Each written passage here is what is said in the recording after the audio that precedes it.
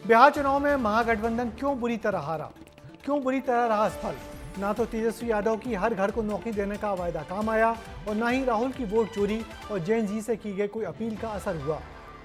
इस चुनाव में कांग्रेस और आरजेडी इतिहास के सबसे बुरे परिणामों के करीब पहुंच गए।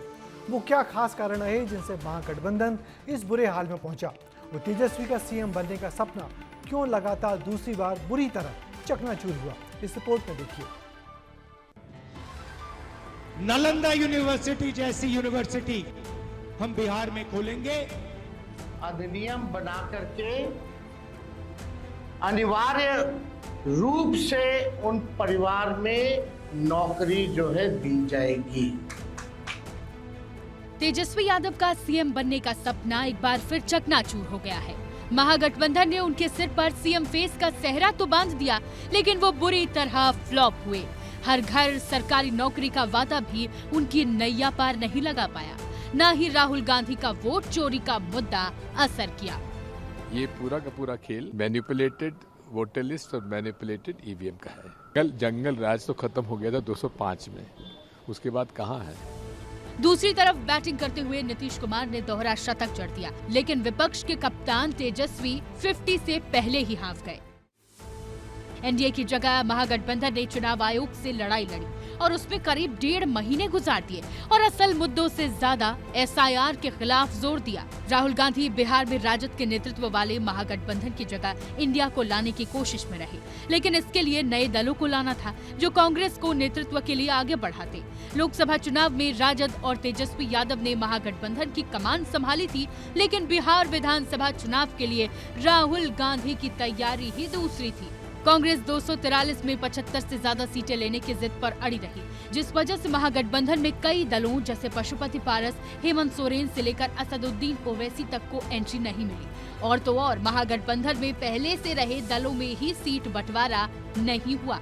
नामांकन के आखिरी दिन तक राजद और फिर कांग्रेस ने ऐलान बगैर ही प्रत्याशियों को सिंबल दिया। अराजकता की स्थिति ये रही कि एक दूसरे के खिलाफ ही प्रत्याशी उतार दिए।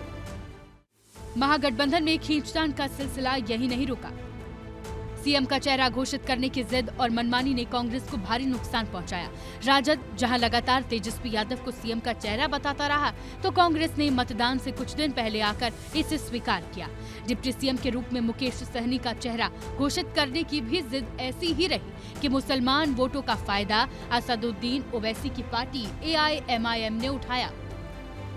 ऐसे ही कई कारण रहे जिसकी वजह से महागठबंधन को हार का सामना करना पड़ा। चुनाव के परिणामों से ये स्पष्ट हो गया है कि इनकी रणनीति में चूक हुई है। हमारा जो रणनीति है जिस पे हम चल रहे हैं उससे हमारी सीटें बढ़े, और कांग्रेस और इनका परिणाम ही बता रहा है कि इनकी रणनीति कुछ नहीं थी और कहीं ना कहीं ये लोग फेल हुए हैं। बिहार की एक खासियत है, जब जब आपको लगता है आप बिहार को समझ गए हैं, तब बिहार आपको झटका देता है। बिहार चुनाव में महागठबंधन के नेता तेजस्वी यादव और राहुल गांधी को भी ऐसा ही झटका मिला।